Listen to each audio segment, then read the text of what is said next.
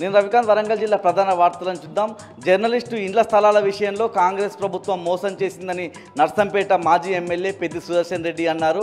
రెండవ విడత ఇండ్ల స్థలాలను రెండవసారి అధికారంలోకి వస్తేనే ఇస్తామని చెప్పి సీఎం రేవంత్ రెడ్డి చెప్పారని, అంటే ఇప్పటి వరకు జర్నలిస్టులకు ఇళ్ల స్థలాలు ఇవ్వలేదని, గతంలో బీఆర్ఎస్ కేటాయించినటువంటి ఇళ్ల స్థలాల విషయానికి సంబంధించినటువంటి ముఖ్యంగా నర్సంపేట నియోజకవర్గంలోని అన్ని మండలాల్లో జర్నలిస్టులకు సంబంధించినటువంటి స్థలాలను కేటాయించామని, అందుకు సంబంధించినటువంటి ఆర్డర్ కాపీలను కూడా కలెక్టర్కు జత చేసి పంపించిన పరిస్థితి. ముఖ్యంగా రేవంత్ రెడ్డి మాటలు వింటూ ఉంటే జర్నలిస్టులను మోసం చేశారని అర్థమవుతా ఉందని చెప్పి పెద్ది సుదర్శన్ రెడ్డి చెప్పారు. వరంగల్ జిల్లా నుంచి మరో వార్త చూసినట్టయితే రాయపర్తి మండలంలో ఓ ప్రైవేటు కార్యక్రమానికి హాజరైన ఎమ్మెల్యే యశస్విని రెడ్డికి ఓ వృద్ధురాలు షాక్ ఇచ్చింది. కాంగ్రెస్ ప్రభుత్వం అధికారంలోకి వస్తే 4,000 పెన్షన్ ఇస్తామన్నారు కదా, ఎప్పుడు ఇస్తారని చెప్పి ప్రశ్నించడంతో ఎమ్మెల్యే షాక్ అయిన పరిస్థితి. 4 రోజుల్లో ఇస్తామని సమాధానం చెప్పి అక్కడి నుంచి దాటవేసిన పరిస్థితి కనిపిస్తూ ఉంది. 4 రోజుల్లో ఎలా ఇస్తారన్నటువంటి ప్రశ్న అయితే అక్కడి నుంచి ప్రజల నుంచి వ్యక్తమవుతూ ఉంది.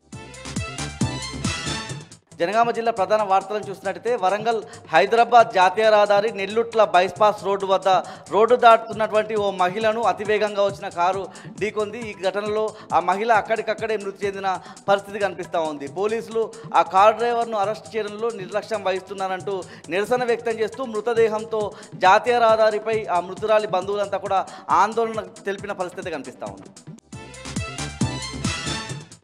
ములుగు జిల్లా ప్రధాన వార్తలను చూసినట్టయితే మంగపేట మండలం నర్సాపురం గ్రామంలో పిచ్చి కుక్కలు స్వైర విహారం చేశాయి.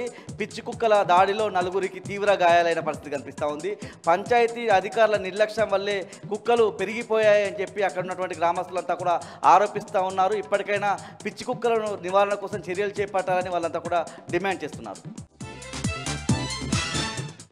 ములుగు జిల్లా నుంచి మరో ప్రధాన వార్త చూసినట్టయితే కన్నాయగూడెం మండలం ఐలాపురం గ్రామంలో కులగణనను బహిష్కరించిన పరిస్థితి కనిపిస్తూ ఉంది. ఆ గిరిజన గ్రామ ప్రజలంతా కూడా ఒకటే కోరుతా ఉన్నారు. మంత్రి సీతక్క నియోజకవర్గం అయినప్పటికీ తమ గ్రామంలో కనీస వసతులు లేవని చెప్పి వాళ్ళంతా కూడా ఆవేదన వ్యక్తం చేస్తూ ఉన్నారు. కులగణనలు చేపట్టాలంటే తమ గ్రామానికి సంబంధించినటువంటి సమస్యలను పరిష్కరించాలని చెప్పి ముక్త కంఠంగా గ్రామస్తులంతా కూడా డిమాండ్ చేస్తున్నారు.